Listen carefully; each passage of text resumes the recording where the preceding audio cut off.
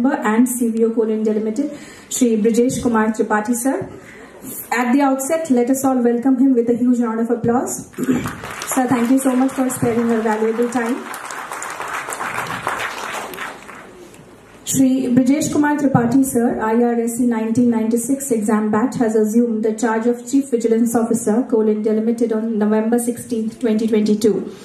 He did Bachelor's of Engineering, Civil from MNREC Allahabad and Masters of Technology from IIT Delhi.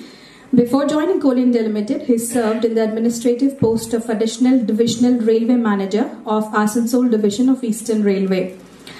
Earlier, he was instrumental in many vigilance reforms and system improvements while working as Chief Vigilance Officer in Eastern Railway. Shri Tripathi has vast experience of about 25 years in planning, design and execution of various railway projects as well as maintenance and operation of major infrastructure. He has expertise in the matters related to establishment, budget, tenders and contract management, and under his able leadership, Coal India Limited has been soaring new heights. Sir, at present in this hall we have around 104 management trainees, mining, who are undergoing Technical Skill Development Program here at IICM, which is for 10 training days. Apart from these young and energetic management trainees who have joined from various subsidiaries, we are also joined by around 30 participants of the Capacity Building Training Program. They have also joined us from almost all the subsidiaries, including Coal India Limited headquarters, and all of them belong to the personal discipline. Dear participants, CVO sir is here to take a session for all of you on preventive vigilance in HR.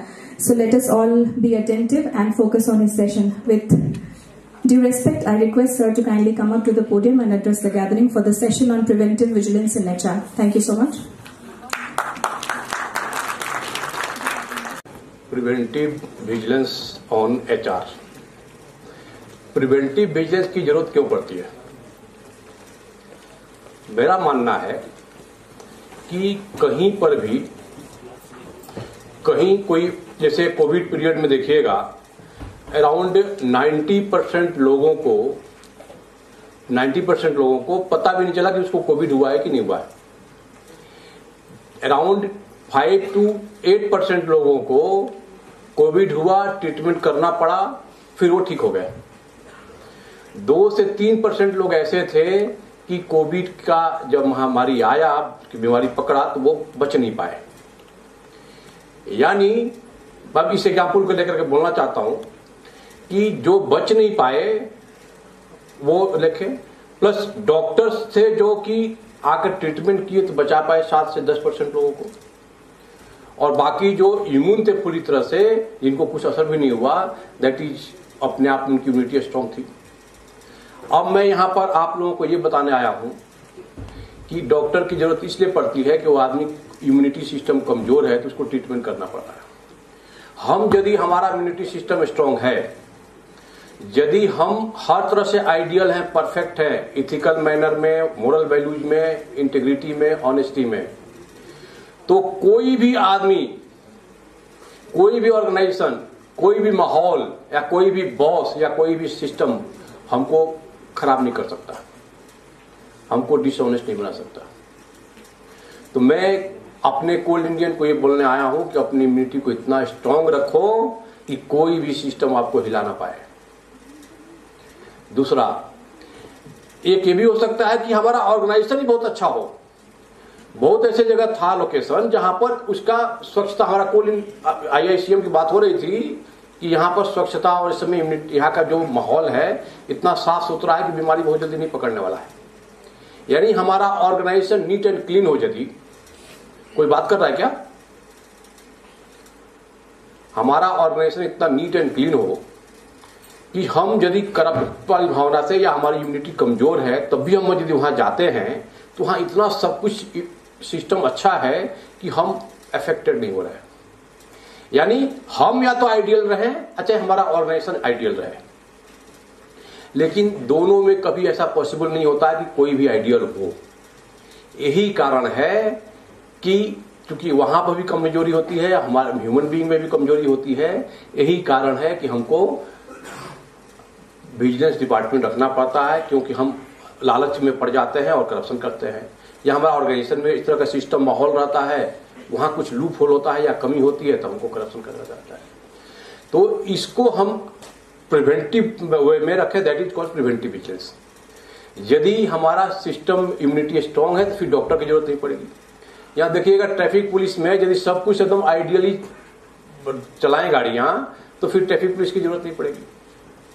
ठीक उसी तरह से यदि हमारे यहाँ सब कुछ ठीक ठाक रहे, या तो हम ठीक रहे चाहे हमारा कंपनी ठीक रहे, या दोनों ठीक रहे, जो कि पॉसिबल नहीं है, क्योंकि पॉसिबल नहीं है, आइडियल वे में आइडियल नहीं होता है, इसलिए हमको विजिलेंस डिपार्टमेंट रखना पड़ता है, इसलिए प्रिवेंटिव विजिलेंस का काम करना पड़ता है। मैं आपको ये बताने आया हूं, माय डियर कोल इंडियंस, हमारे ट्रेनिंग ऑफिसर्स भी हैं के लिए आए हैं और मैनेजमेंट ट्रेनिंग वाले भी हैं, ये निडर बनो, डरना नहीं है। हम डरेगा नहीं, ये मिशन बना के चले। हमको जो काम पकड़ाएंगे मैं वो करूंगा, ऐसा मान के चलो। मैं रेलवेज ऑफिसर हूं, अभी डिप्यूटेशन में कोल इंडिया में आया हूं। मैं इंजीनियरिंग किया, मैं क्लास 6 में मैडम टॉप कर गया था।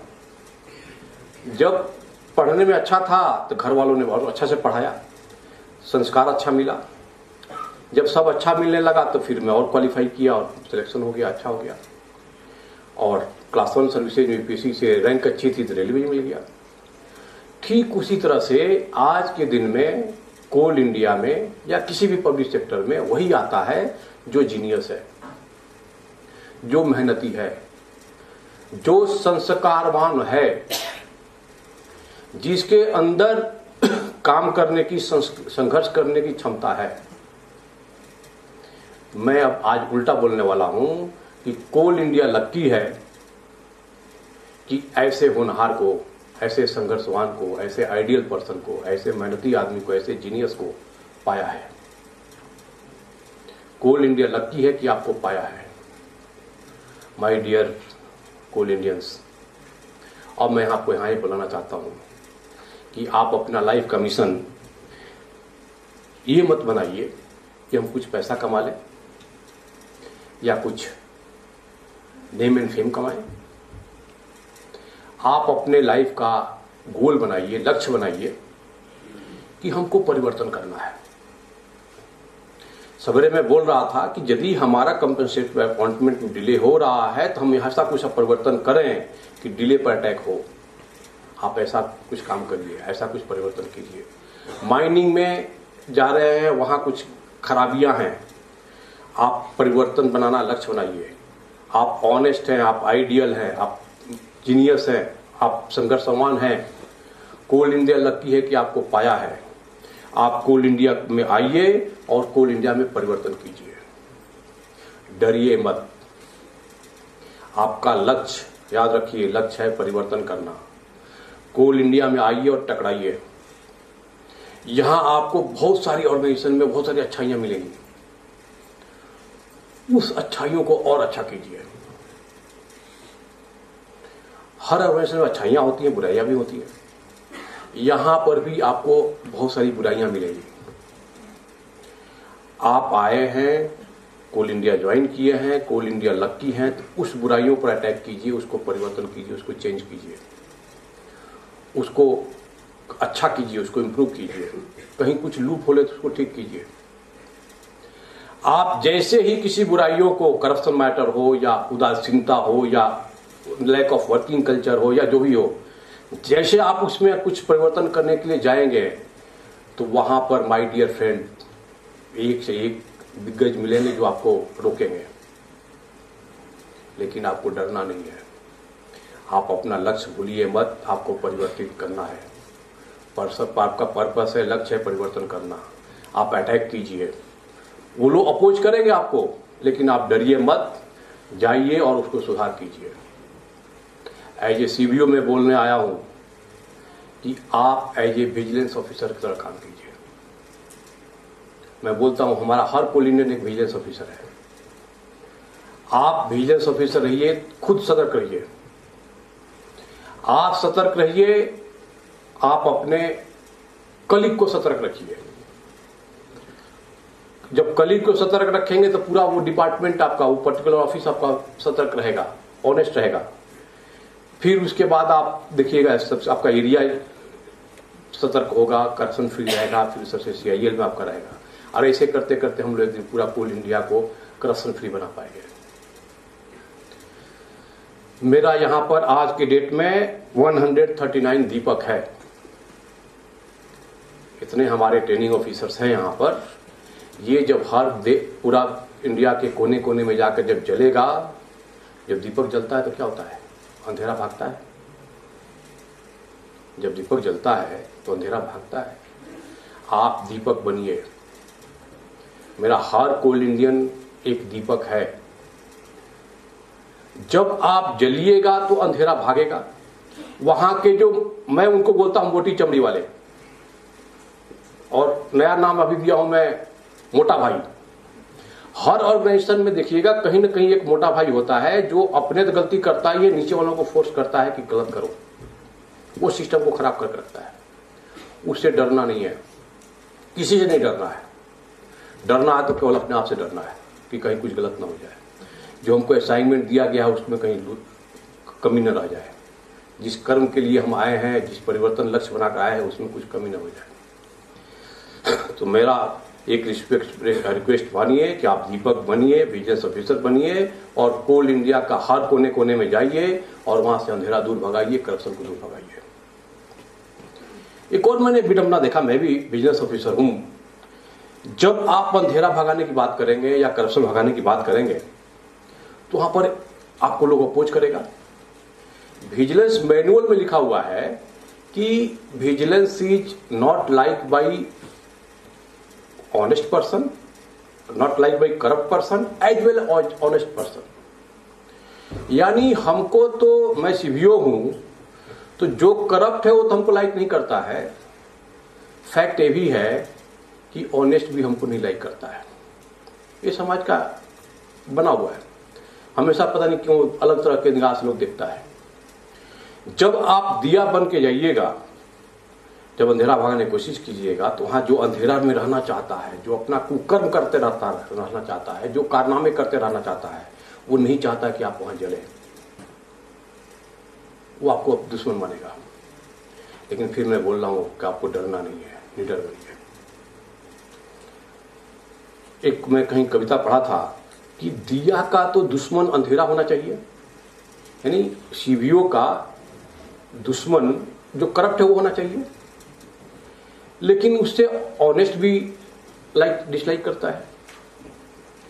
यानी दिया को डरना चाहिए, दिया अंधेरा को डरना चाहिए दिया से, लेकिन उसको बुझाता कौन है? आपको बताया था ना कि एक अकेला चिराग बहुत सारे आधियों पर भारी है। यानी दिया का विडंबना देखिए, डरना चाहिए अंधेरा को, लेकिन बुझाता है उसका हवा। ये विडंबना है। उसमें मैंने कविता बनाया था। मैं रेलवे में भी बिजनेस में था। तो मेरा नाम ब्रजेश है, मैं ब्रजेश हूं, मैं दीपक हूं। मैं हर कोल इंडियन को दीपक मानता हूं, बिजनेस ऑफिसर मानता हूं। आप हैं, मैं भी बिजनेस ऑफिसर हूं, मैं दीपक हूं। मैं ब्रजेश हूं, मैं दीपक हूं।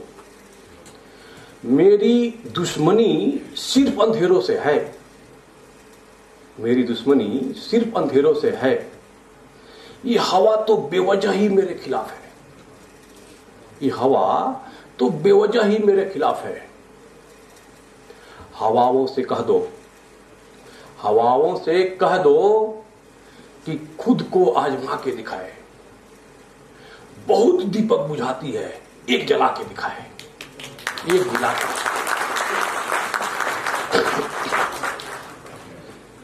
मतलब जो हवा है, जो ऑनेस्ट लोग हैं, मैं मैडम आपको भी रिक्वेस्ट करना चाहता हूं, एक दीपक यहां पर भी जलना चाहिए, ISM में भी जलना चाहिए, हर माइंड के कोने कोने में जलना चाहिए।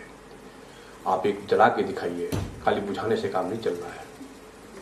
मैडम हमको पिछले बार जब आया था तो मैडम बोल रही थी कि हम लोग कुछ लोगों को ट्रेनिंग में भेजे थे कहीं पर, वहां जाके वो कोल इंडिया की शिकायत करने लगे कि वो कोल इंडिया में ये खराबी है, कोल इंडिया में ये खराबी है। माय डियर फ्रेंड, एक चीज और ध्यान रखना, इंटीग्रिटी की जब बात आती है तो अब बात आता है नाम नमक निशान का। जिस कंपनी में आप काम कर रहे हैं उसका नाम ऊंचा होना चाहिए। जो आपको सैलरी दे रहा है जिसका नमक आप खा रहे हैं उस नमक का कीमत अदा होना चाहिए। और निशान यानी कोल इंडिया का लोगो, अभी लोगो भी चेंज हो गया, देखिए कोल इंडिया का लोगो, कोल इंडिया का झंडा हमेशा ऊंचा रहे, ऐसा हमको काम करते रहना है। यदि आपको हिम्मत है तो कहीं आप जा रहे हैं तो वहां जाकर के कोल इंडिया की अच्छाइयां बताइए। कोल इंडिया की बुराइयां बताने की कोई जरूरत नहीं है, क्योंकि आप दीपक हैं, आपका लक्ष्य परिवर्तन करना है। तो जो बुराइयां हैं वो कोल इंडिया में यहां आई है, उस बुराइयों को दूर कीजिए। मैंने बताया कि लीडर बनिए, आपका काम है कि बुराइयों को दूर करें। हम यहां पे जो भी मोटा भाई है या मोटी चमड़ी वाला है उससे आप टकराइए। कोई जरूरी नहीं है कि उसको आप जेल भिजवाएंगे, अच्छा उसको बिजनेस केस में लाएंगे। देखिएगा रोक टोक में भी बहुत पावर होता है। अब डेली टोका कीजिए, देखिए उसी का असर पड़ता है। हर ऑर्गेनाइजेशन के हर डिपार्टमेंट में देखिएगा 2 से 3% ऐसे होते हैं जो खाली करप्शन करते हैं। हमारे पास यदि n नंबर ऑफ कंप्लेन आता है तो उसका भी मैंने सर्वे किया कि चार्जशीट हम 2 से 3% लोगों को दे पाते हैं, क्योंकि बाकी या तो एडमिनिस्ट्रेटिव को हो जाता है या तो ऐसे ही फॉल्स कंप्लेन आता है। हर ऑर्गेनाइजेशन में 2 से 3% हैं जो बिना इंजेक्शन के, बिना चार्जशीट के नहीं सुधरने वाले हैं। अब मैं आपको बताना चाहता हूं कि सीबीसी ने एक रेजोल्यूशन पास किया था 2004 में, that is called PDP resolution.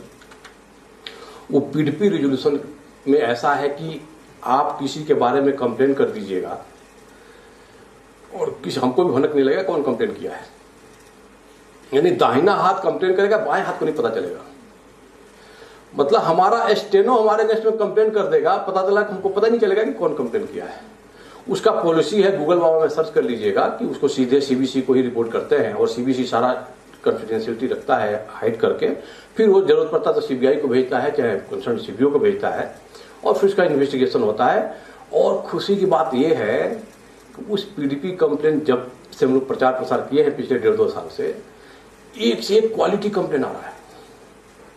यानी जो कंप्लेन आ रहा है साथ में वो सारा डॉक्यूमेंट भी लगा के दे रहा है कि देखिए ये घोटाला हुआ है। चूंकि उसको पता है कि कॉन्फिडेंशियल रहेगा, तो पता चला कि उसका बॉस चाहे उसका जूनियर वही कंप्लेन कर दिया है। हमको भी जानने की हम कोशिश नहीं करते जानने का। यदि रूल भी है, यदि सीबीओ को चाहे किसी को पता चल गया तो उसको और कॉन्फिडेंशियलिटी मेंटेन करके रखना है। तो इस पीडीपी का रेजोल्यूशन के माध्यम से आप कंप्लेन कीजिए। कोई बोलने लगा करे आप तो ऐसा कर दिए कि डर लग रहा है कि कागज साइन करने में चाहे कुछ भी करने में। तो बोले कि आप ऐसा काम करते ही क्यों है जो डर लगे।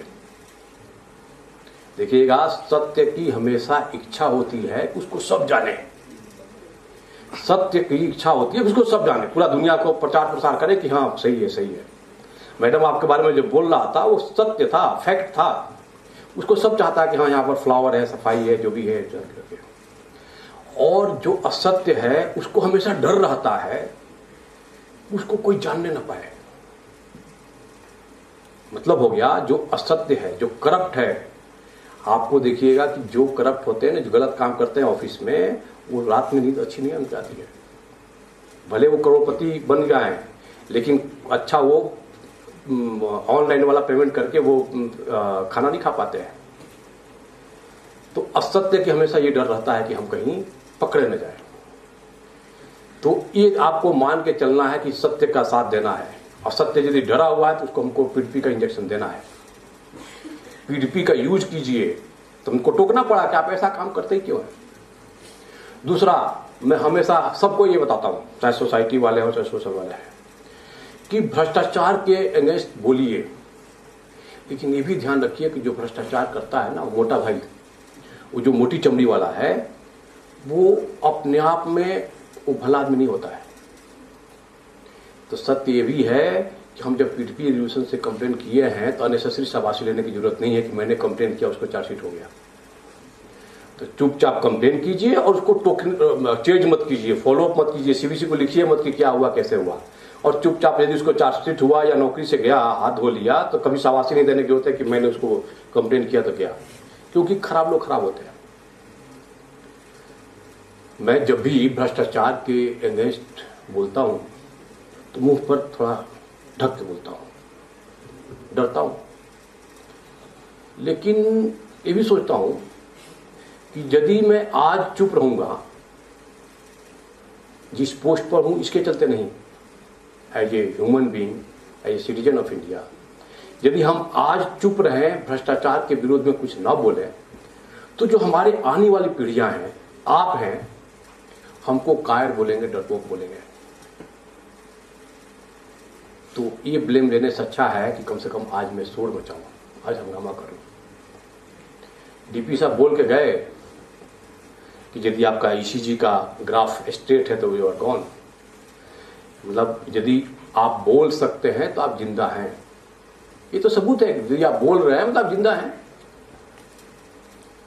तो पीडीपी के प्रचार प्रसार में पिछले साल मैंने एक कविता का यूज किया था कि हंगामा खूब करो, और वो जो मोटी चमड़ी वाले होते हैं ना, वो बहरे होते हैं, कान से जल्दी नहीं सुनते हैं, उनके लिए हंगामा करना पड़ेगा, शोर मचाना पड़ेगा। और हंगामा जब हमारा सीआईएल का हर दीपक हंगामा करेगा, हर कोल इंडियन हमारा जब हंगामा करेगा, तो देखिएगा दूसरा एक और है कि कहीं पर यदि चहल पहल है ना, हंगामा है, तो लगता है कि हाँ सब कुछ खुशहाल है। कहीं यदि शांति है तो लगता है कि कुछ मुसीबत आई है। एक शोले पिक्चर में था ना डायलॉग, कितना सन्नाटा क्यों है भाई, वो जो गब्बर सिंह मार देता है ना अपने उसके वकीलता बेटे को, चाचा के, इतना सन्नाटा का मतलब हो गया दुख भरी घड़ी है। दूसरा, हमेशा हमको ये लगता है कि हम क्यों लड़ने जाएं बिना मतलब का, नहीं चुप रहो यार, नेसेसरी क्यों पचड़े में पड़े। लेकिन क्या आपका दिल अलाउ करता है कि हम पचड़े में न पड़े?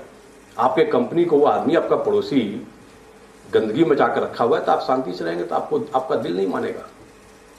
आपका लक्ष्य अपना याद रखिए कि हमको परिवर्तन करना है, उस सिस्टम में जाकर हमको वहां पर स्ट्रगल करना है, स्ट्राइक करना है। तो वहां मैं ये बोलूंगा कि जो दिल कहे वो करना। तो इसमें कविता था, धीमे धीमे क्या कहता है शोर मचा। धीमे धीमे क्या, इसका बहुत सारे मीनिंग है, आप देखिएगा, सुनिएगा। धीमे धीमे क्या कहता है शोर मचा, ये हाकिम ऊंचा सुनता है शोर मचा, ये हाकिम ऊंचा सुनता है शोर मचा। गूंगों में रहकर तू गूंगा हो जाएगा। मेरे मैनेजमेंट ट्रेनी और मेरे दीपक, आप ये मान के मत चलिए कि कोल इंडिया में सब ऐसे ही हैं, गूंगा है। कोल इंडिया में बहुत बोलने वाले हैं, बस उनको सहारे की जरूरत है। गूंगों में रहकर तू गूंगा हो जाएगा, तू तो शोर मचा सकता है शोर मचा। धीमे धीमे क्या कहता है शोर मचा। खामोशी बदसगुनी लेकर आती है, खामोशी बदसगुनी लेकर आती है, शोर बड़ा अच्छा होता है शोर मचा। जेहन तो बोलेगा, परिस्थितियां ऐसी हैं, जेहन तो बोलेगा चुप रहना ही बेहतर है, पर तू वो कर जो दिल कहता है शोर मचा। लास्ट में है, बोल नहीं सकते वो सब मुर्दा है, बोल नहीं सकते वो सब मुर्दा है, तू बतला दे तू जिंदा है शोर मचा, तू बतला दे तू जिंदा है शोर मचा। धीमे धीमे क्या कहता है शोर मचा।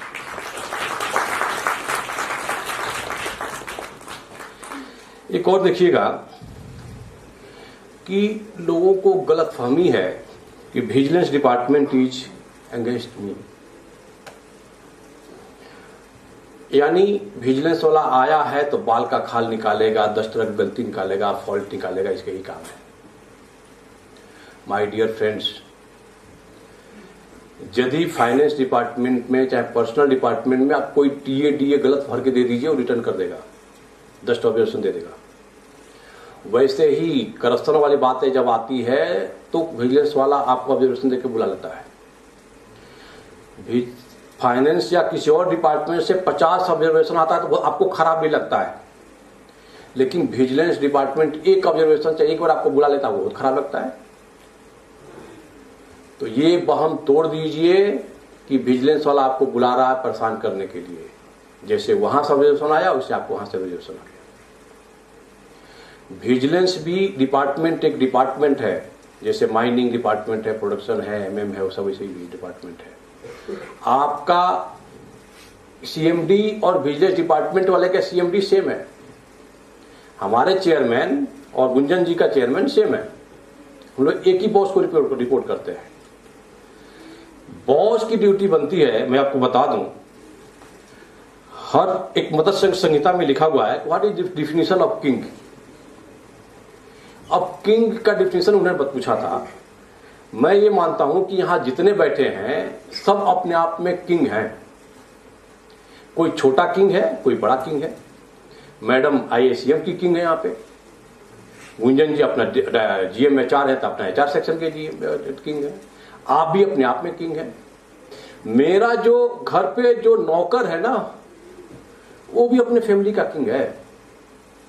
किसी ने हमको 2-4 दिन पहले मैसेज भेजा था कि अपने शब्दों पे, अपने जबान पे लगाम दो। जो आपके घर में नौकर है ना, वो भी अपने घर का किंग है, वो भी अपने घर का CEO है, अपने घर का मालिक है वो। इसीलिए शब्द पे कंट्रोल करना, अपना स्टेटमेंट पे कंट्रोल करना। किसी को, कोई छोटा आदमी है चाहे बड़ा आदमी है, उसको कुछ भी बोल देना, ये देखिएगा आपको जिंदगी भर पछतावा होगा कि हमने क्यों बोल दिया।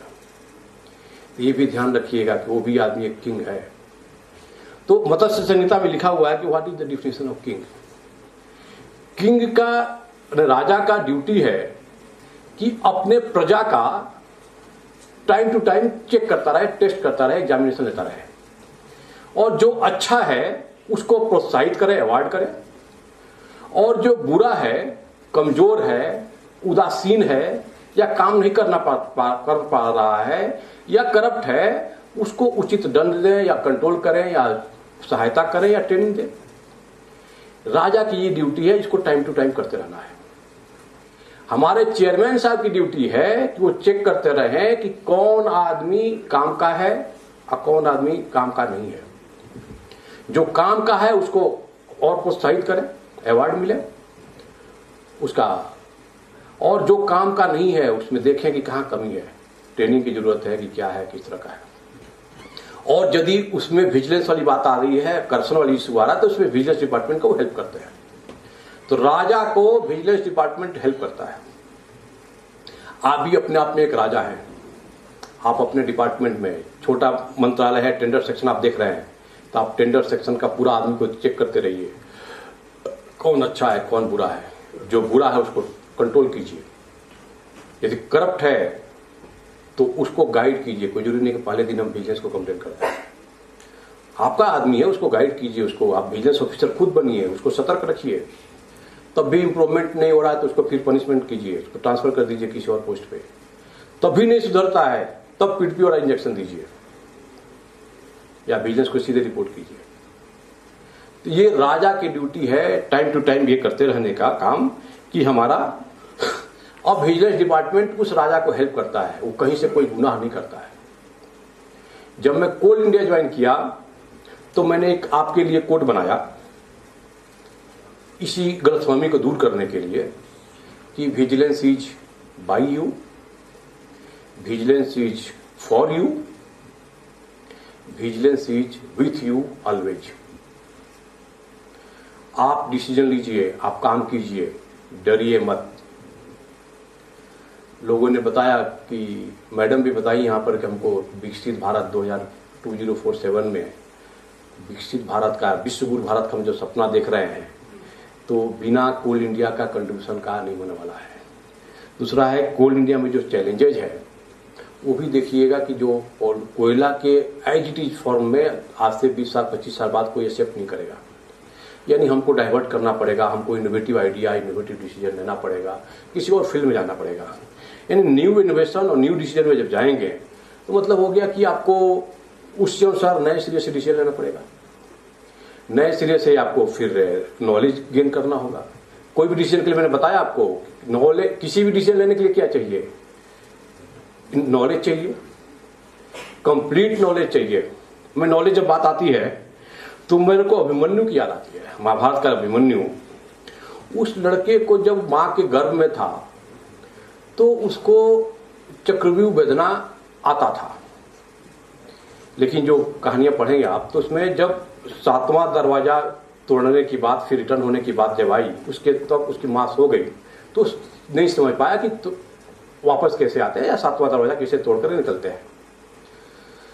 जब जन्म हुआ उनका, लगभग 16-17 साल तक उनके गुरुजी थे भगवान श्री कृष्ण और उनके पिताजी थे अर्जुन।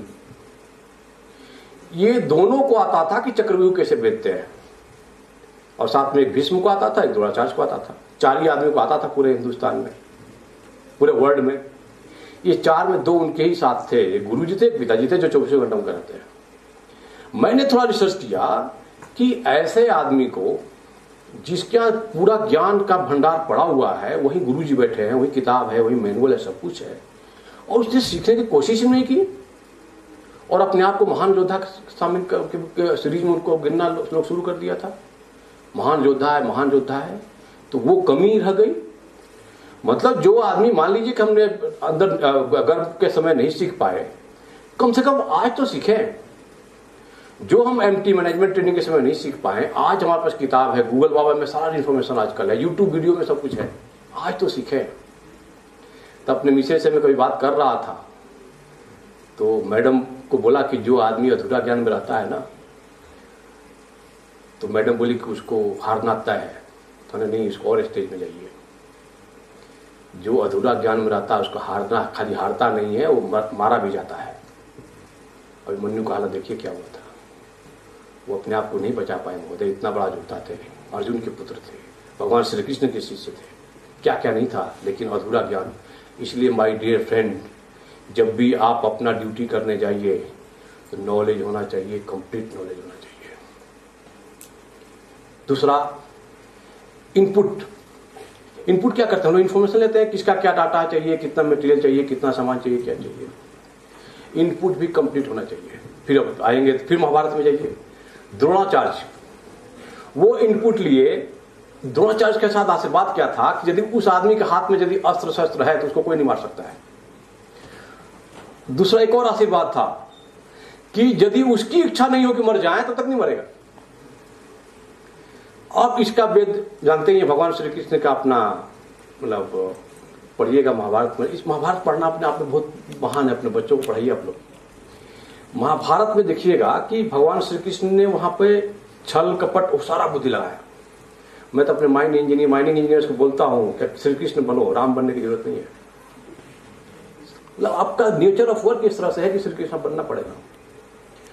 तो श्री कृष्ण को पता था, तब वो अपना पुत्र मोह वाली अश्वत्थामा का वो बोला गया कि प्रचार कर दिया, झूठा अफवाह फैला दिया कि अश्वत्थामा मारा गया, अश्वत्थामा मारा गया। अब द्रोणाचार्य को केवल युधिष्ठिर पर भरोसा था, वो बोल देंगे कि हम मर गए तो मैं मान लूंगा, क्योंकि आदमी झूठ नहीं बोलता है। अब द्रोणाचार्य के पास जब आया, युधिष्ठिर के पास जब आया द्रोणाचार्य, तो कृष्ण को पता था कि तो झूठ बोलेगा नहीं, तो बोला कि यार बोल दीजिए कि मर गया। बोले नहीं, मैं क्यों बोलूंगा। तो ये बुलवाने के लिए एक हाथी जिसका नाम अश्वत्थामा था उसको मारा गया। देखिए कैसा षड्यंत्र करना पड़ता है। यानी द्रोणाचार्य इतना महान थे कि उसको आप आसानी से नहीं मार सकते, तो उसके लिए षड्यंत्र करना पड़ा, वो भी भगवान श्री कृष्ण को। अश्वत्थामा नामक हाथी को मारा गया। अब बोला गया आप बोल दीजिए कि अश्वत्थामा मारा गया। तो वो भी बोले कि नहीं, हम क्यों बोलेंगे, वो तो हाथी था। बोले ठीक है, तो आप भी बोलिएगा कि अश्वत्थामा मारा गया, लेकिन वो आपका बेटा नहीं था, हाथी था, ऐसा बोलना। ये तो बात सही है। तो युधिष्ठिर को बोला गया कि अश्वत्थामा हतो नरो ना कुंजरो, ना आदमी नहीं था, वो हाथी था। भगवान श्री कृष्ण जब ये स्टेटमेंट दे रहे थे तो भगवान श्री कृष्ण ने उसमें शंख बजा दिया। तो उनके शंख के आवाज में अश्वत्थामा हतो खाली सुनाई पड़ा, बाकी वाला सुनाई नहीं पड़ा। मतलब इनकम्प्लीट इनपुट, इनकम्प्लीट इंफॉर्मेशन। यदि सोचिए कि वो यदि सुन लिए होते तो क्या होता। यानी आपको जो भी इंफॉर्मेशन, जो भी इनपुट लीजिए, कंप्लीट लीजिए। ये सब हम लोग गलतियां, ये सब महाभारत से ही सब शिक्षा लेनी चाहिए कि हमको कहाँ क्या बोलना है, क्या करना है। एक और मैंने कहीं था, यदि आपको किसी सब्जेक्ट के बारे में पता नहीं है तो आपको कुछ अननेसेसरी बोलने की जरूरत भी नहीं है। आपका नॉलेज होना चाहिए। ट्रेनिंग IICM है ही आपके पास, और मैंने भी पूरा जोर लगाया ट्रेनिंग पे। और आजकल ट्रेनिंग की जरूरत क्या है, हमारा खुद ही बुद्धि इतना अच्छा है, और आजकल यूट्यूब पे और गूगल में और डॉक्यूमेंट्स बहुत सारा मिल जाता है, तो वहां सब इन्फॉर्मेशन कलेक्ट कर लें। आपका सारा जो भी मैनुअल है सब वेबसाइट पर हमारे अवेलेबल है। तो वो इंफॉर्मेशन हमारा ट्रेनिंग ले लें, प्लस एक्सपीरियंस हो, आपस में डिस्कस करके करें। डिसीजन लेने के सब तरीके हैं, और अब सबसे बड़ा ये है कि आपका करप्शन फ्री माहौल हो, तब देखिएगा आप डिसीजन ले पाएंगे। वो डिसीजन आपका इम्पार्शियल होना चाहिए, अनबाइस्ड होना चाहिए, कंपनी के हित में होना चाहिए। कई बार ऐसा होता है कि हम रूल के हिसाब से जा रहे हैं, पता लग के बाद आ नहीं रहा है, फिर भी आप डिसीजन लीजिए। मैं हमेशा बोलता हूं, डिले करने से डिसीजन नहीं होता है।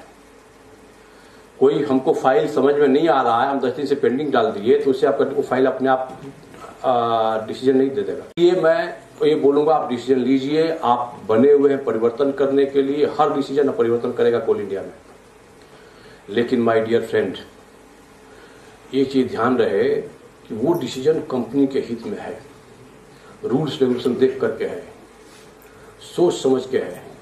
पहले जब रूल्स रेगुलेशन कुछ नहीं था ना, अभी भी हमारे पास बहुत सारे इश्यूज का एसओपी और मैनुअल नहीं है। अभी हम लोग बात कर रहे थे लैंड एंड रेवेन्यू का, इसका था। तो जिसका रूल नहीं है उसका आपका आत्मा गवाह जो करता है ना, वो काम करिए, लेकिन वो कंपनी के हित में होना चाहिए। यदि आप सोच समझ करके डिसीजन ले रहे हैं, रूल देख करके समझ रहे हैं, आपस में डिस्कस करके ले रहे हैं, कंपनी के हित में डिसीजन ले रहे हैं, जो दिल कहता है वो डिसीजन ले रहे हैं, वो डिसीजन 10 दिन के बाद, 2 महीना बाद, 2 साल के बाद गलत भी हो जाता है, तब भी मेरे कोल इंडियन ये बात मेरी याद रखना कि आपको आत्मग्लानि नहीं होगी। यदि बिजनेस वाला भी पकड़ लेगा तभी आपको आत्मग्लानि नहीं होगी, क्योंकि आपने सोच समझ के कंपनी के हित में उस पर्टिकुलर टाइम पर जो भी डिसीजन मांगता था, ऐसा आपने डिसीजन लिया है। आत्मग्लानि आपको नहीं होगी। भले आपको चार्जशीट हो जाए, जो भी हो जाए, लेकिन आपको आत्मग्लानि नहीं होगी, ये ध्यान रखना। और विजिलेंस वाले भी इसीलिए ज्यादा रिसर्च करते हैं कि वेदर इट इज मैलिफाइड और नॉट। लेकिन यदि वो डिसीजन, माय डियर फ्रेंड, आप अपने हित में लिए हैं, आपको कलकत्ता में चाहे रांची में पोस्टिंग बनी रहे, इसके लिए लिया है, चाहे 10 रुपया हमारा कुछ मिल जाए पॉकेट में, उसके लिए आप डिसीजन ले रहे हैं, कंपनी को आप चुना लगा रहे हैं, तो डिसीजन गलत होना ही है। ऐसा डिसीजन यदि गलत तो होगा ही होगा। वो तो ऐसे केस में माय डियर फ्रेंड्स, आप अपने आप को माफ नहीं कर पाएंगे। देखिएगा, आप रात में सो भी नहीं पाएंगे। तो उसमें कहीं मैं कविता पढ़ा था कि बख्श देता है खुदा उनको, बख्श देता है खुदा उनको जिनकी तकदीर खराब होती है। मैंने डिसीजन लिया, गलत हो गया डिसीजन, उसको खुदा भी माफ कर देता है। बख्श देता है खुदा उनको जिनकी तकदीर खराब होती है। लेकिन माय डियर फ्रेंड्स, लेकिन वो हरगिज नहीं बख्शे जाते, वो हरगिज नहीं बख्शे जाते जिनकी नीयत खराब होती है, जिनकी नीयत खराब होती है। मतलब यदि आपका नीयत खराब है, आप कंपनी को चुना लगा रहे हैं, अपने स्वार्थ में काम कर रहे हैं, तो आपको कोई नहीं बख्श सकता है। और यदि आपका नियत ठीक है, कंपनी के हित में आप काम किए, गलत हुआ तो भगवान जब माफ कर देता तो आदमी की क्या बात है, बिजनेस की क्या बात है। ये एक और देखिएगा कि विजिलेंस डिपार्टमेंट अपना 99% मेहनत करता है सिस्टम इंप्रूवमेंट के लिए। सिस्टम इंप्रूवमेंट मतलब कोई सिस्टम में हमारा कमी है, उस लूप होल को बंद करने के लिए। और मेरा मानना है, मेरा एक्सपीरियंस बोलता है कि सिस्टम इंप्रूवमेंट इशू करना, मतलब प्रिवेंट करना, पनिशमेंट से बहुत ही ज्यादा 1000 गुना ताकतवर होता है। मैं परसों डीपी साहब को बोला कि देख लीजिए कि सारे लोग आ जाएं ट्रेनिंग हमारे, तो नहीं आएंगे, हमने एक बार बोल दीजिए। तो हमारे साथ गुंजन साहब बैठे हुए थे, सबको खबर किया गया कि हमारे सारे ट्रेनिंग ऑफिसर आए, क्योंकि बाद में मान लीजिए नहीं आता है तो उसको आप 100 कॉल नोटिस कीजिए, पता नहीं क्या क्या कीजिएगा, तो फिर आपका पर्पस नहीं होगा।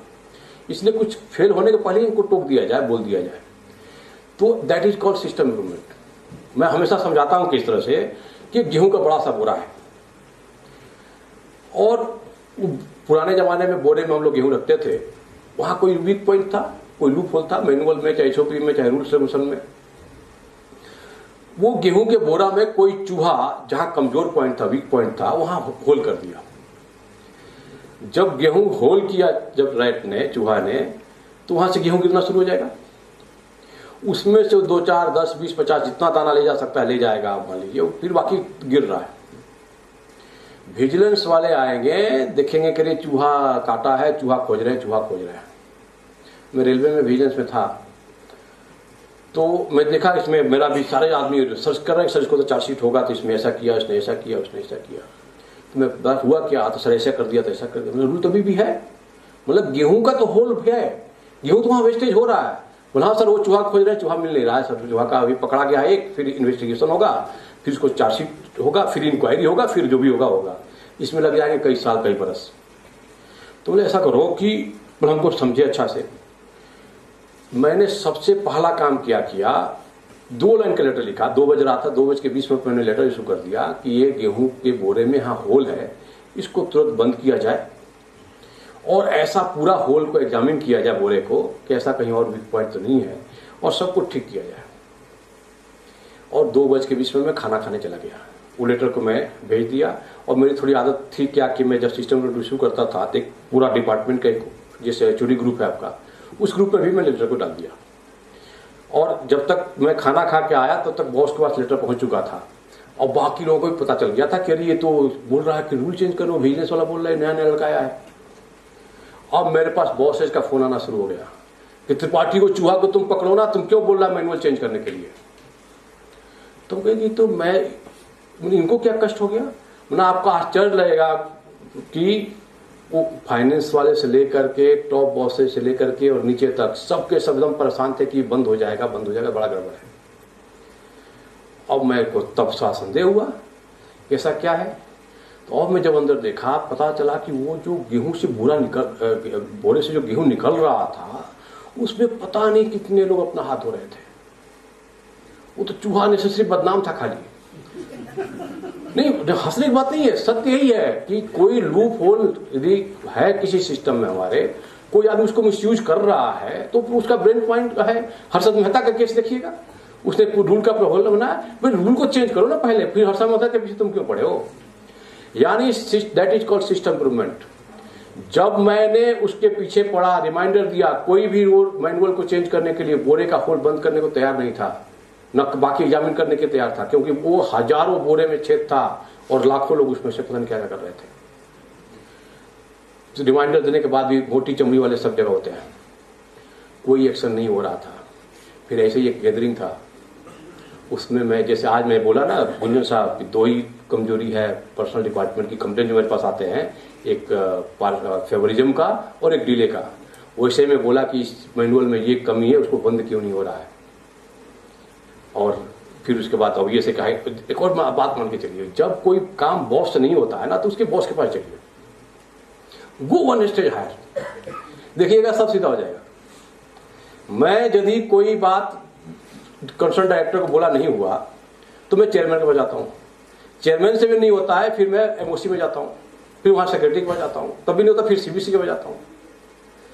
मतलब कहीं ना कहीं है जहां पर लोगों को शर्म आएगी ना, अदरवाइज आपका काम नहीं होने वाला है। अच्छा, आपको लोग लाइटली ले लेगा।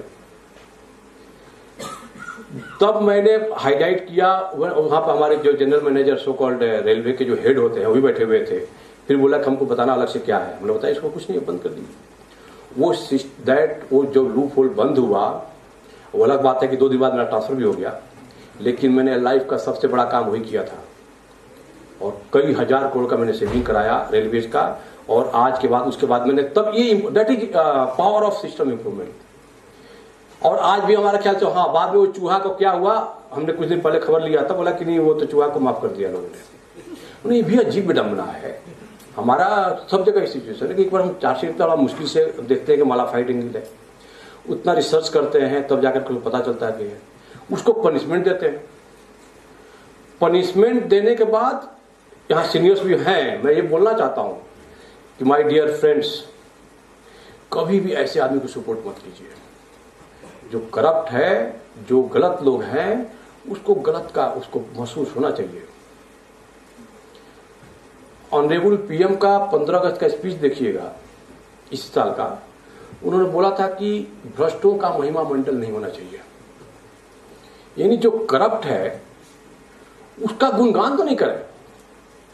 हम ऐसे सोसाइटी में हैं कि जिसने करप्ट मीन से अपना मल्टी स्टोरी बिल्डिंग बना लिया, गाड़ी बना लिया, घोड़ा बना लीजिए, उसका हम लोग गुणगान करते हैं, करे बहुत पैसा कमाया जी, वाह वाह वाह वाह। कोई पूछे तो कि पैसा कहां से लाए हो। आप मामूली से बाबू हैं और घर बना लिए करोड़ का, कहां से आया पैसा? मैं आपको ये रिक्वेस्ट करने आया हूं माय डियर फ्रेंड, मेरा एक काम कर दीजिए, जो करप्ट है, जो भ्रष्ट है, उसको डिसरेस्पेक्ट करना शुरू कर दें। रेस्पेक्ट तो कतई नहीं करें। मेरा बॉस इस तरह से है, मैं बोला कि ठीक है, मैं आपका सम्मान करूंगा। कब? जब आपके ये सब आदतें हैं। मैं आपको मानता हूं, मेरा बॉस है, ठीक है, लेकिन मैं आपको इज्जत नहीं करता। वो आपको कमाना पड़ता है, इज्जत लोगों को कमाना पड़ता है। आपका कर्म, आपका जो बिहेवियर है, आपके जो लक्षण है, उससे आपको इज्जत मिलती है। पैसा कमा लेना या पोस्ट पर चले जाने से नहीं होता है। हम कुर्सी का, अब या मैं सीबीओ हूं तो हो सकता है हजारों लोग मुझको प्रणाम करेंगे, लेकिन कल मैं सीबीओ पोस्ट से हटूं तब भी मेरा कोई प्रणाम करता रहा, तब मैं समझूंगा कि हाँ, मैंने इज्जत कमाई है। ये आपका आइडेंटिटी होती है। ये आपका, that is called moral values, that is called ethics. अपने कर्म के प्रति जो काम आपको पकड़ाया गया है। कल मैं फ्लाइट में पढ़ रहा था, तो हमारे साथ नीतीश आ रहे थे, तो बोल रहे क्या कि सर हमने नहीं, हमको पढ़ना है रास्ते में, क्योंकि पढ़ना था आपको कुछ बताने के लिए। इस बीच में टेबल टेनिस में टाइम नहीं मिल पाया, मैं देख नहीं पाया क्या पढ़ाना है, क्या बोलना है, तो मैं देखने लगा। फिर आज रूम में गया, देखा कि पढ़ रहे हैं। तो सर इतना मेहनत आप करते हैं? क्योंकि अभी जो काम करना है मेहनत से करो ना, काम करो, जो काम करो मन से करो।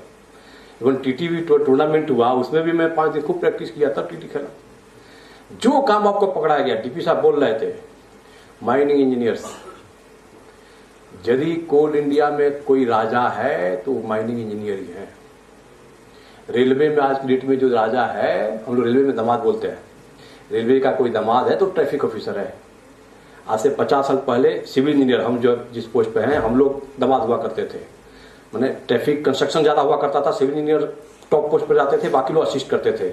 अब कंस्ट्रक्शन का बहुत ज्यादा हो चुका है, ट्रेन का स्पीड, ट्रेन का ऑपरेशन इंपॉर्टेंट है, इसलिए ट्रैफिक वाले ज्यादा इंपॉर्टेंट रेस्पेक्टेबल है। तो हमारा माइनिंग इंजीनियर कोल इंडिया का ऑल इन ऑल है। बाकी आपको सहायता के लिए बैठे हुए हैं। कैसे हमारा प्रोडक्शन बढ़े, कैसे हमारा सेफली काम हो, इसके लिए आपको माथा खपाना है। कैसे उसमें ट्रांसपेरेंसी आए, कैसे आज के डेट में, गुंजन साहब एक तरफ प्रचार प्रसार कीजिएगा। आपको मैं 2 रिक्वेस्ट करूंगा प्रचार प्रसार करने के लिए। एक तो ये प्रचार प्रसार किया जाए कि कोल इंडिया में हम 100% मैकेनाइज हो चुके हैं।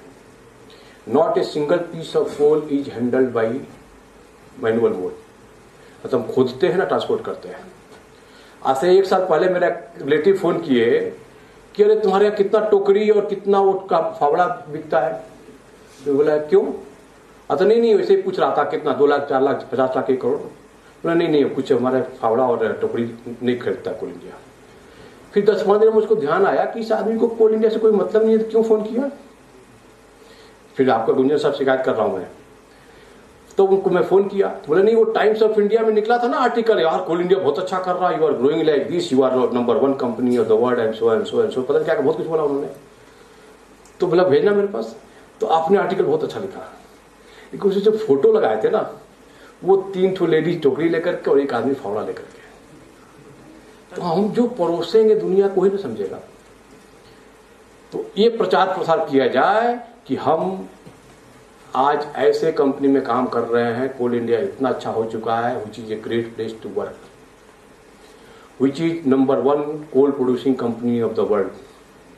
आईटी का और सैप का जिस तरह से हम लोग यूज कर रहे हैं, वैसा टेक्नोलॉजी बहुत कम माइनिंग सेक्टर वाले यूज करते हैं। माइनिंग सेक्टर के लिए हम लोग आईटी इनिशिएटिव जो हमारे लिए सूट करता है, उसके लिए स्पेशली डिजाइन करते हैं। हमारा प्रॉफिट से लेकर के हमारा शेयर मार्केट, हमारा विश्वास लोगों में बहुत बड़ा हुआ है।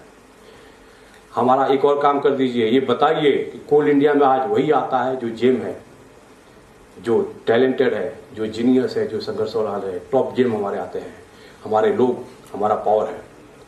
और आखिर ये भी बताइए कि कोल इंडिया, मैं हमेशा बताता हूं कि कोल इंडिया 0 टॉलरेंस टू करप्शन पे काम कर रहा है। ये दुनिया वालों को बताना जरूरी है कि अब कोई सपना दिमाग में लेके आ रहा है कोल इंडिया में चलो करप्शन भ्रष्टाचार करेंगे, तो वो यहाँ पर उनका सपना नहीं फलने वाला है, उनका दीवा सपना होने वाला है। मतलब हो गया कि हम आज के डेट में करप्शन के प्रति जीरो टॉलरेंस के हिसाब से काम कर रहे हैं। यदि कोई अच्छा कर रहा है तो ऑब्वियस है कि हो सकता है कि 50 कमियां हो, लेकिन जरूर कुछ न कुछ अच्छाइयां हैं जो उसको अच्छा करा रहा है।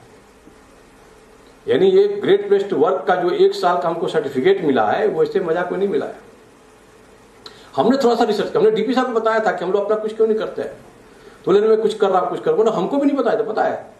और 1 नवंबर को जब उन्होंने सर्टिफिकेट का अनाउंसमेंट किया था, आप ही ने शायद अनाउंसमेंट किया था ना, क्या नाम का, हाँ, तो उसमें जब अनाउंसमेंट किया उन्होंने स्टेज से ग्रेट प्लेस टू वर्क, तो हम लोग इसमें देख रहे हैं, तो उन्हें रियली माइनिंग सेक्टर में जहां पर 2.5 लाख एम्प्लॉई है, ऑफिसर्स हैं, उस ऐसे सेक्टर में ग्रेट प्लेस टू वर्क का सर्टिफिकेट मिलना ये वास्तव में बहुत बड़ा अचीवमेंट है। ये कहां से आया? आपके चलते ही आया, आपके कर्मों से आया, आपके बिहेवियर से आया, आपके ट्रांसपेरेंसी के चलते आया। तो आप आए, कोल इंडिया को स्वच्छ करना है, कोल इंडिया को करप्शन फ्री करना है, कोल इंडिया से मोटा भाई को बाहर करना है, मतलब आप हमारा हेल्प कीजिए, करप्ट लोगों को बायकॉट कीजिए, करप्ट लोगों का डिसरेस्पेक्ट कीजिए। मैं हमेशा रामायण का एक अध्याय से जोड़ता हूं। मैं पहले महाभारत बता रहा था। बचपन से जो लोग सीखते आए हैं, भगवान श्री राम के 2 भक्त थे, एक हनुमान जी थे, एक विभीषण थे। एक हनुमान जी और एक विभीषण, दोनों भक्तों का लंका विजय में भगवान श्री राम का जो कंट्रीब्यूशन था वो अपने आप में यूनिक था। तो उन्होंने, दोनों भक्त थे, लेकिन आप देखिएगा कि हनुमान जी को हर गली चौराहा, हर गांव में, हर जगह पे पूजा की जाती है, लेकिन विभीषण का कोई पूजा नहीं करता है, न अपना घर परिवार का, अपने घर पे बच्चों का नाम भी नहीं रखता है। उल्टा हमारे सोसाइटी में जैसे करप्ट का आदर करता है ना, प्रचार गुणगान करता है, वैसे ही अच्छा चीज करता है क्या, लेकिन विभीषण को खराब सेंस में बोलता है कि तुम तो विभीषण हो। माय डियर फ्रेंड, आप माइनिंग सेक्टर में काम करते हैं, देश के कोने कोने में जगह जगह जाके काम करेंगे, हमेशा ये ध्यान रखना है कि हमारा कंपनी की बातें, हमारा अंदर का जो कॉन्फिडेंशियल चीजें होती हैं, वो बाहर का कोई यूनियन को, चाहे नेता को, चाहे किसी को ऐसा खबर ना करे ताकि हमको कोई विभीषण करके पुकारे। ऐसा मैंने बहुत सारा मैंने सुना है, हालांकि बिजनेस इशू नहीं है, लेकिन हम ऐसा कंपनी में काम करते हैं, यदि कुछ कमी है तो हम अपने लोगों को सिखाएंगे, अपने बॉस को बताएंगे, खुद ठीक करेंगे, हम बाकी लोगों को बताने की क्या जरूरत है। अभी सीएमडी साहब आ गए हैं, अब वो फोन कर देगा नेताजी को, आ जाके मिल लो। मतलब विभीषण का नौकरी, विभीषण का उपमा मिलना बहुत ही बड़ा खराब माना जाता है। तो कोई ऐसा काम नहीं करेगा कि आपको कोई विभीषण कहे। तो देखिएगा, भगवान श्री राम के 2 भक्तों में एक हनुमान जी का जगह जगह पूजा होता है और विभीषण का कहीं पूजा नहीं होता है। जानते हैं क्यों? वही करप्ट वाली बात हम देखें यहाँ पर यदि, तो मैं कहीं पढ़ा था कि विभीषण राम जी के भक्त थे, ये जानते सब है। विभीषण राम जी के भक्त थे, ये जानते सब है, मगर जो देशद्रोही है उसे पूजा नहीं जाता। भ्रष्टों को बायकॉट करें, भ्रष्टों को आइसोलेट करें, लेट हिम फील। जो आदमी एग्रीड लिस्ट में है, आप लोग पर्सनल डिपार्टमेंट के यहाँ पर मेजोरिटी में है, एग्रीड लिस्ट वाला है, ओडीआई लिस्ट में, वो डिक्लेयर्ड है कि करप्ट, उसको तो सेंसिटिव पोस्ट पर नहीं रखे। वो आदमी डिक्लेयर्ड है, करप्ट है, खूनी है, जो उसके साथ टेंडर पेपर साइन करेगा उसको भी लेके जाएगा। तो पर्सनल डिपार्टमेंट की ड्यूटी बनती है कि ऐसे लोगों को ट्रांसफर करे, भले वो एग्जीक्यूटिव चाहे रोकता रहे, आप ट्रांसफर कर दीजिए, आप अपना काम कर दीजिए। मतलब आपकी शिकायत होती है और वो अपना आपके ऊपर बंदूक लगा के करता है। एग्रीड लिस्ट पे, एग्रीड लिस्ट वाला और डीआई लिस्ट को कभी भी सेंसिटिव पोस्ट पर नहीं पोस्टिंग होना चाहिए। ये आप कसम खा लीजिए। मैं पिछले 2 महीना में जो भी था, इक्का दुक्का जो भी बचा हुआ था, उसको भी हम लोग उखाड़ के फेंके। एक साथ में कितना 186 लोगों का ट्रांसफर हुआ, हम लोग उसको हटाए पूरा। कोल इंडिया में आज के डेट में कोई भी आदमी जो डीआई एग्रीड लिस्ट में है, सेंसिटिव पोस्ट पर नहीं है, उसको फील होना चाहिए कि हमने गलत किया था। तो इस तरह से हम लोग ये माहौल बनाए अपने कंपनी में, अपने गांव में, अपने सोसाइटी में, इवन अपने घर में, कि जो गलत है उसको विरोध करें, उसको ऑब्जेक्ट करें, उसको आइसोलेट करें। एक और हिम्मत रखना है। मैं बोला आपको निडर, जो गलत है उसको गलत बोलने की हिम्मत रखो। मतलब मैं हमेशा ये बोलता हूं कि रूल के हिसाब से काम करना है। हमको ही कोई सजेशन दे दे कि नहीं इसको जाने दीजिए, तो मैं तो नहीं मानूंगा ना। मेरे पास आएगा तो मैं लिख दूंगा। कम से कम ये नहीं लिखूंगा कि काम नहीं होना चाहिए, मैं ये लिखूंगा कि फैक्ट इज दिस। तो इसके लिए मैं कभी एक कविता बनाया था कि वक्त के इस दौर में उम्र के इस पड़ाव पर वसूलों को ताक पर क्यों रखे हम, वसूलों को ताक पर क्यों रखे हम। गलत को गलत ना सही, गलत को गलत ना सही, पर सही भी क्यों कहें हम। मतलब गलत को हम नहीं गलत कह पा रहे हैं बिकॉज ऑफ एबीसीडी रीजन, हम सही भी नहीं कहेंगे, ऐसा हम करके चले। माना कि बहुत कुछ सीखना बाकी है, माना कि बहुत कुछ सीखना बाकी है, पर माता पिता और गुरुजनों ने जो सिखाया, माता पिता और गुरुजनों ने जो सिखाया, उन्हीं मूल्यों पर तो आज तक टिके हुए हैं हम। ईमानदारी को मेरी जीवन शैली क्यों भूले हम। मैं आपको बताया, आपके माता पिता, आपके गुरुजी और आपका जो संस्कार मिला है उसको नहीं भूलना है, और ना बोलना शुरू कर दीजिए, जो गलत है उसका विरोध करना शुरू कर दीजिए। देखिएगा हम करप्शन फ्री तभी कोल इंडिया का सपना पूरा कर पाएंगे। एक और हमने किसी सब्सिडी में रिसर्च किया था, ये बड़ा ही विडंबना है कि हमारे कोल इंडियन इतने अच्छे हैं, हमने इतना तारीफ किया। ऐसे बहुत लोग हैं जो कोल इंडिया के क्वार्टर में रहते हैं और एचआरए भी ले रहे हैं, कंपनी क्वार्टर में है और एचआरए भी लेते हैं। भाई कैसा उनका अपना जमीन अलाउ कैसे करता है। मैं आप सबसे ये रिक्वेस्ट कर रहा हूं, जैसे पता चले इसको हंगामा करना जरूरी है, और ऐसे लोगों को कटघरे में खाली सामने रखना जरूरी है। एक और हमने थोड़ा सा रिसर्च किया, पता चला कि क्वार्टर उसको अलॉट कर दिए, लेकिन उसका अलॉटमेंट कागज की जो एचआरए बंद होना चाहिए, आपकी फिर मैं शिकायत करूंगा, वो अकाउंट तक पहुंचा नहीं। एक और मेरा काम कर दीजिए गुंजन साहब, ये प्रचार प्रसार कराइए कि आपका क्या राइट है। हर बैंक, हर हमारे नॉन एग्जीक्यूटिव हो, ऑफिसर हो, सबको पता चले। उसके एक हम लोग अपना वेबसाइट में सब अपडेट करें कि हमारा क्या क्या राइट है, वो बताएं सबको। सारा कंपेंडियम बना के एक जगह रखें। नॉन एग्जीक्यूटिव वालों में ज्यादा प्रॉब्लम आती है, हमारा कहां डिले हो रहा है, कंपनसेशन वाले जो अपॉइंटमेंट वाले केसेज हैं, उसका क्या क्या चेकलिस्ट होना चाहिए, क्या केवाईसी जैसे है उस तरह से अगर नो योर एम्प्लॉय केवाई बनाए। आप नए नए यंग आ रहा है, टेक्नोलॉजी का यूज करिए, उसमें कुछ ऐसा बनाइए कि हमारा डिले अवॉइड हो जाए। कोई भी बिल का ट्रांसपेरेंसी का उसमें हो जाए। रोटेशनल ट्रांसफर, जब ये आदमी, अभी हम लोग बीसीसीएल और डब्ल्यूसीएल में शुरू कर दिए सैप का यूज कर रहे रोटेशनल ट्रांसफर के लिए, तो हम लोग उस तरह वहां का यूज करें। तो इसको प्रचार प्रसार करना जरूरी है हमारे लोगों को कि क्या रूल है, क्या राइट है, आपको वो जानेगा तभी तो। यानी वो 700 लोगों ने को एचआरए बंद किया गया, उसमें से बहुत लोगों को पता ही नहीं था कि मेरे को, लेकिन वो ये तो झूठ बोलना, ये तो बात हो गई कि बात का बतंगड़ बात बना रहा है अपना। आपको एचआरए मिल रहा है, आप सर्टिफिकेट में देख रहे हैं कि हमको एचआरए मिल रहा है, तो आप कैसे बोल सकते थे हमको वो नहीं पता था। तो क्योंकि इतना बल्क में था कि कोई एक्शन वो नहीं लिए, लेकिन ये चीज प्रचार प्रसार में खुलेआम सब जगह बोलता हूं कि हमारे कोल इंडियन इतने अच्छे हैं कि कम से कम एक हीनियस वर्क तो नहीं करेंगे, कि कंपनी क्वार्टर में रहेंगे भी और एचआरए भी लेंगे। तो इसमें आपको भी प्रचार प्रसार करना है इसको कि मतलब जो गलत है वो गलत है। एक और मैं देखा हूं कि काम ना करना हो ना तो रूल दिखा दीजिए। हर कंपनी में आपको कुछ लोग ऐसे मिल जाएंगे जो रूल दिखा के काम नहीं करेंगे। My dear friends, rules are there to work, not to obstruct. आपका जो नियम बनाया गया है काम करने के लिए बनाया गया है, काम रोकने के लिए नहीं बनाया गया है। आप अपना सेल्फ कॉन्शियस और अपने माइंड का यूज कीजिए कि यदि रूल ये बोलता है तो हमको काम करना है, सोचना है कि हमारा काम कैसे हो। उसके लिए जरूरत पड़ेगा तो बॉस से अप्रूवल कराइए, जरूरत पड़ेगा तो और बॉस, सुपर बॉस से अप्रूवल कराइए, लेकिन काम कैसे हो इस डायरेक्शन हमको सोचना है। एक और हमने देखा है हर कंपनी में कुछ लोग ऐसे होते हैं कुछ नहीं करते हैं, आएंगे अपना 9 से 5 ड्यूटी करके, ड्यूटी भी नहीं करेंगे, आके चुपचाप बैठ करके चले जाएंगे, चाहे अखबार पढ़ के चले जाएंगे, यानी कुछ नहीं करते हैं, सैलरी पूरा लेते हैं। मैंने एक कोट बनाया था, तनख्वाह बिना काम के चोरी के समान है। मैं चोरी शब्द का जनरली प्रयोग नहीं करता, लेकिन सॉरी, तनख्वाह बिना काम के चोरी के समान है।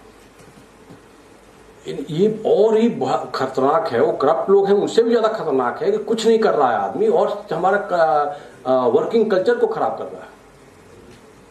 ऐसे लोगों को मैं बताया, किंग की ड्यूटी होती है ऐसे लोगों को अपना गाइड करें, टाइट करें। एक और 2023 में लास्ट ईयर एक सर्वे हुआ था, दैट इज कॉल्ड गुलेब सर्वे, पूरा इंटरनेशनल लेवल में हुआ। उसका डाटा जो आया कि ऑलमोस्ट पूरा ऑल ओवर वर्ल्ड में 63% लोग ऐसे होते हैं जो अपना 9 से 5 ड्यूटी करके चलते बनते हैं, यानी पहले उनको कोई मतलब नहीं है, बाद में कोई मतलब नहीं है। 9 से 5 अपना ड्यूटी किए, जो काम आप पकड़ाइए वो करेंगे, अपना कुछ एक्स्ट्रा नहीं करेंगे और कम भी नहीं करेंगे, 9 से 5 करके चले गए, दैट इज कॉल्ड 63% है वो लोग। 24% लोग ऐसे हैं जो न काम करेंगे और न करने देंगे, 24%, ये इंटरनेशनल डाटा है।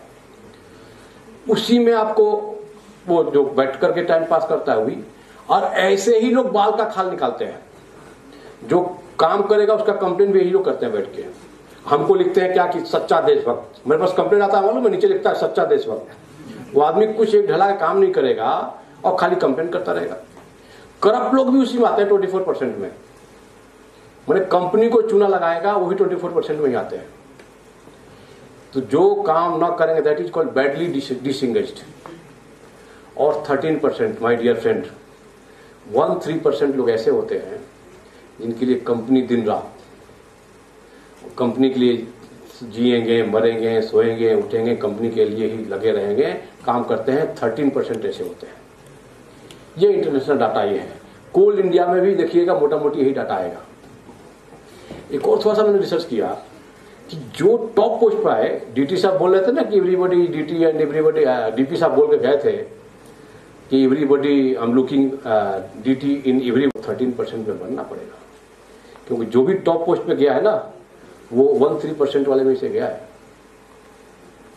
कोई काम पकड़ा दो वो करके दिखाएगा। मैं तो ऐसे लोगों को बोलता हूं, Hanuman ji, my dear management training and senior officers, आप एक ऐसा हैबिट बनाइए कि हमको जो काम हमारा बॉस पकड़ाएगा, चाहे कंपनी हमसे जो भी एक्सपेक्ट कर रहा है, मैं अपने कंपनी के लिए, अपने मैनेजमेंट के लिए, अपने सीएमडी के लिए मैं हनुमान रहूंगा। वो जा रहा है तो वो काम करके आएगा। देखिएगा हनुमान जी का ऐसा इंप्रेशन था कि जब भी राम को मुसीबत आती थी, भगवान थे वो, भगवान श्री राम को मुसीबत पीरियड में, मुसीबत जब होता आता था तो वो भगवान हनुमान जी को याद करते थे और किसी को नहीं याद करते थे। जब माता सीता का पता करना हो, चाहे भाई को जब लक्ष्मण शक्ति बाण लगा था तब, चाहे जब भी उनकी मुसीबत आई थी तो उन्होंने बचाया था। और जो काम पकड़ाइए वो बखूबी करते थे, इवन एक्स्ट्रा कर देते थे। आपको पता ही होगा, माता सीता का पता करने गए और उसके बाद क्या क्या किया उन्होंने, लंका भी जला दिया, जो किए होंगे। जब संजीवनी बूटी लेने गए तो वहां गए तो पता लगा सबका सब प्लांट चमक रहा है, सबका सब लाइट दे रहा था संजीवनी बूटी की तरफ। डॉक्टर वैद्य जी ने ही बताया था। अब उनको तो दिमाग में काम आया, दिमाग काम नहीं कर रहा था, क्या करें। मतलब आप जब जाइएगा सिचुएशन में तो आपका कोई बुद्धि नहीं काम करेगा, क्या करना चाहिए। तो उन्होंने क्या किया, पूरा पहाड़ी उठा लिया, बताइए आपको। तो कहने मतलब कि वो काम करके आना है, आपको हनुमान बनना है। एक और थोड़ा सा रिसर्च किया, जो हनुमान और विभीषण वाली बात थी, वो हनुमान और अर्जुन में कंपेयर किया था कि अर्जुन भी तो ऐसे योद्धा थे, भगवान श्री कृष्ण के भक्त थे और बहुत बड़े आदमी थे, वो भी हनुमान की तरह उनका भी नाम लिया जाता है। लेकिन अर्जुन को पूजा क्यों नहीं किया जाता है, न कहीं मंदिर है न कहीं कुछ है। ये भी थोड़ा रिसर्च कीजिएगा तो हमें जो लगा कि अर्जुन हर बात में पूछ के काम करता था, मारूं चाचा को मारूं या उनको मारूं या करूं, हर बात में उस भगवान श्री कृष्ण से राय लेते थे, पूछते थे करूं करूं नहीं करूं। और हनुमान जी पूछते नहीं थे, अपना खुद डिसीजन लेते थे। यही कारण है कि उनको हर जगह पूजा जाता है, इनका कहीं मंदिर भी नहीं है। दोनों अच्छे थे, मतलब आपको ऐसा बनना पड़ेगा कि आपको आपका मैनेजमेंट आप पर विश्वास करे कि आप मेरे हनुमान हैं। इस लड़के को कहीं भी लगा दो कर क्या है। आप देखिएगा सिविल सर्विस की जो तैयारी कर रहे होंगे कि जो अंग्रेज जब आईसीएस का जब स्टार्ट किया था तो उसमें इसका इंटेंशन यही था कि ऐसा आदमी हर डिस्ट्रिक्ट में होना चाहिए जिसमें मैं विश्वास कर सकूं, वो हनुमान की तरह रहे।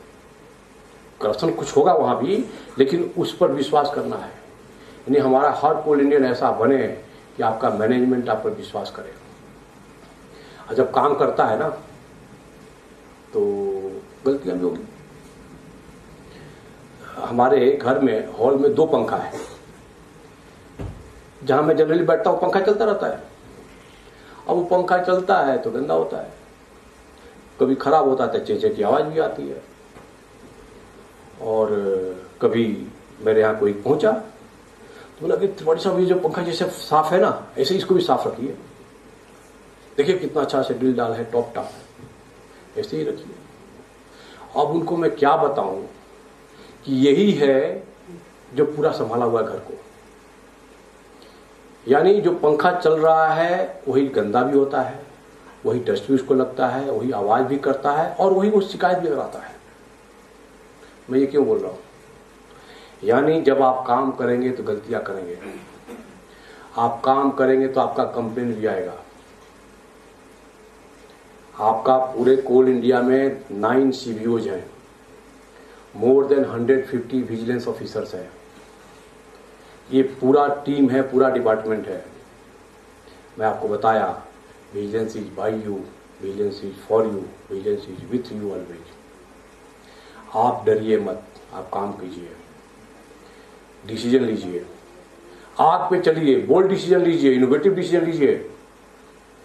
और मैं आपको बोल के जाता हूं कि यदि आप आग पे चल रहे हैं, बोल्ड डिसीजन ले रहे हैं, कंपनी के हित में काम कर रहे हैं, और यदि आग पे चलने से आपका पैर जलेगा भी ना, तो एक भाई आपका बिजनेस डिपार्टमेंट बैठा है जो आपको मलहम लगाएगा।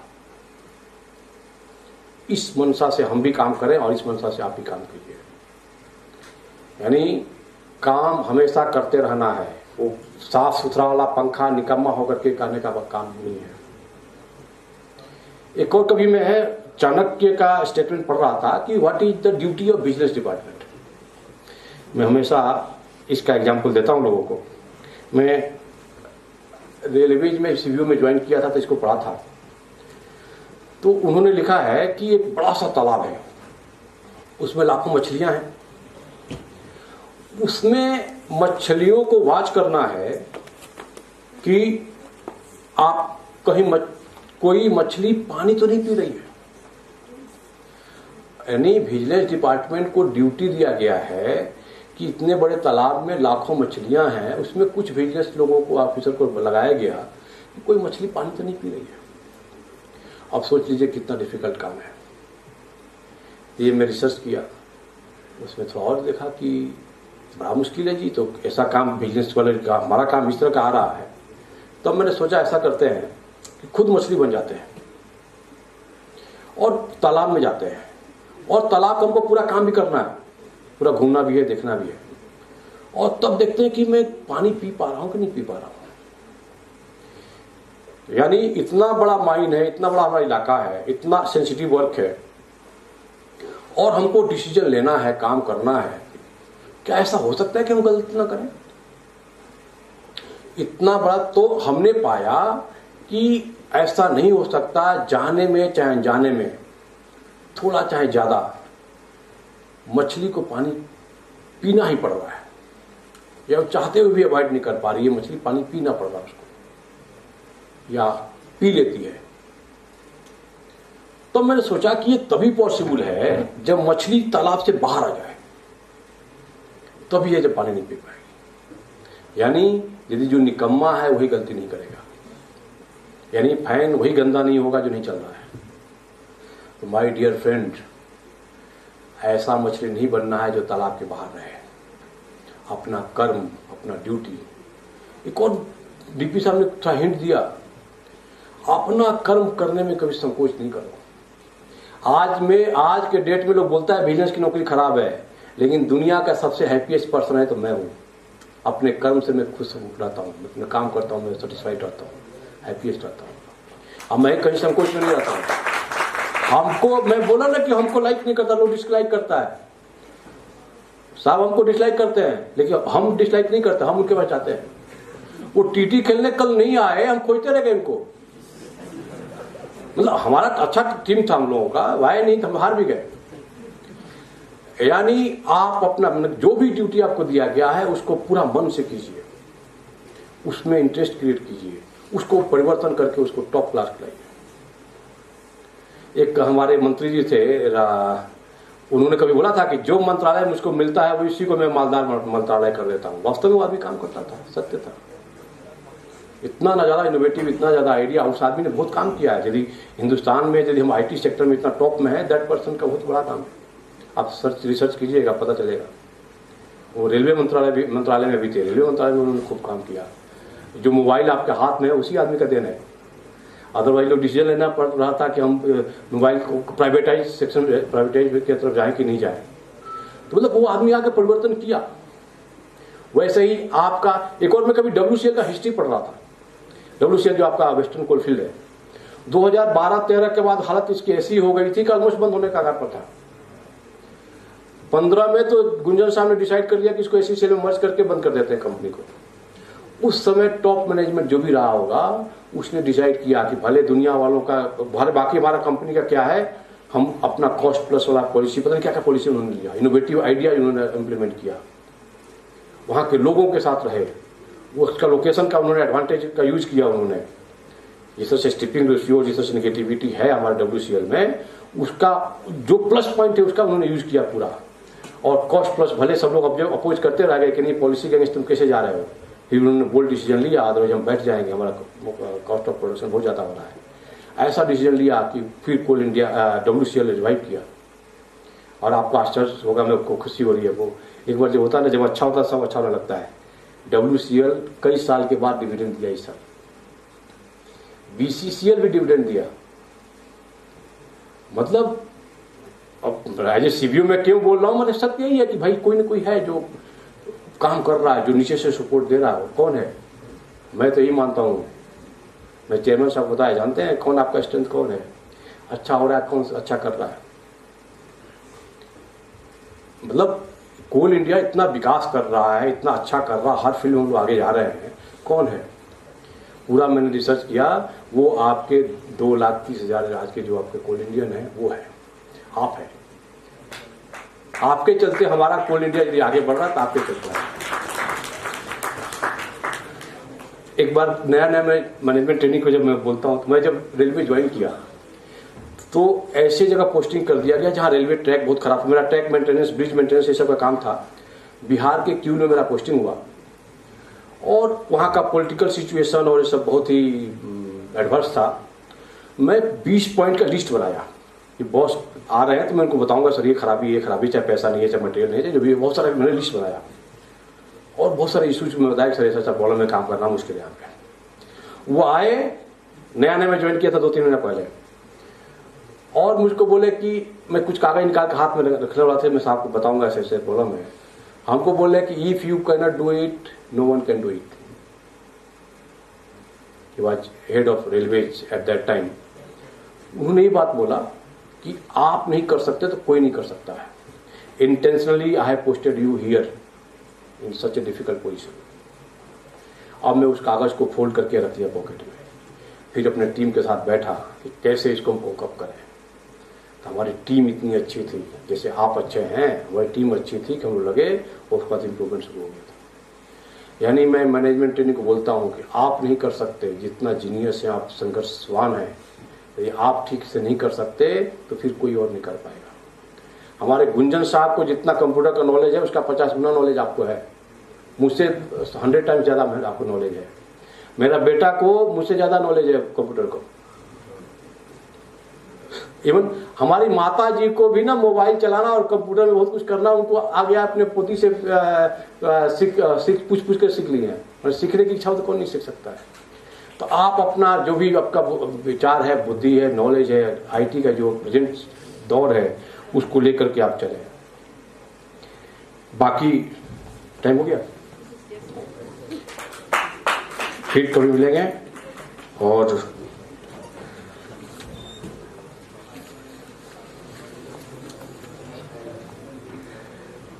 मैं आप लोगों के लिए, जो युवा लोग हैं, तो एक कविता में पढ़ दूं लास्ट में, हम युवा देश की ताकत हैं, हम युवा देश की ताकत हैं, परिवर्तन करके मानेंगे। हम युवा देश की ताकत हैं, परिवर्तन करके मानेंगे। कर देंगे ऐसा काम जिन्हें, कर देंगे ऐसा काम जिन्हें, सब मील का पत्थर मानेंगे, सब मील का पत्थर। बहुत धन्यवाद सर। आपने आज के इस प्रेरणादायी उद्बोधन से हम सभी को निश्चित ही एक नई ऊर्जा का संचार किया है। आज के इस सभा में आपने काफी सारे जो इंडियन स्क्रिप्चर्स होते हैं हमारे, चाहे वो गीता हो, रामायण हो या महाभारत हो, लीडरशिप का जो ज्ञान है हमारे इंडियन स्क्रिप्चर्स ऑलरेडी हमें सिखा कर गए हैं। तो ये जरूरी है कि हम अपने रूट्स पर वापस जाएं और सीखें कि लीडरशिप एक्चुअली कैसे की जाती है। सर ने इस बात को बहुत ही बखूबी से अपने संबोधन में प्रस्तुत किया है। सर ने ये भी बताया कि change is the only constant, और चेंज करने के लिए हम सभी को निडर होना जरूरी है। तो निडर होकर अग्रसित होते रहेंगे अपने पथ पर। इंटेग्रिटी के साथ काम करना अति आवश्यक है। अपनी कंपनी के बारे में, है ना, जिस थाली में खाते हैं उसमें छेद बिल्कुल भी नहीं करते। तो अपनी कंपनी के बारे में हमेशा अच्छी बातें करेंगे, काम अच्छे से करेंगे, अपने नॉलेज को एनहांस करने में पूरी तरह से फोकस करेंगे। और last but not the least, अपने संस्कारों को, जो हमारे माता पिता ने, हमारे गुरुजनों ने हमें दिया है, उन संस्कारों को कभी नहीं भूलेंगे। तो इसी तरह से हम एक मजबूत स्तंभ स्थापित करेंगे कोल इंडिया लिमिटेड के हर कोने में। बहुत बहुत धन्यवाद सर आपके इस बहुमूल्य उद्बोधन के लिए। हम सभी अनुग्रहित हैं। तालियों की गड़गड़ाहट के साथ एक बार सर के बहुमूल्य समय के लिए उन्हें धन्यवाद ज्ञापन करते हुए आज के इस सेशन का यहीं पे आज के इस सेशन को यहीं पर स्थगित करती हूँ। Sir, thank you so much. We will keep learning from you and listening to you in another sessions and batches. I promise myself to be always vigilant and will become doyen of integrity. I promise myself to fight and to eradicate corruption. I promise myself to ensure and to promote integrity in public life. I promise myself to do my best and to proclaim this fact to the whole world that I am the proud officer of Coal India Limited. Thank you. Thank you.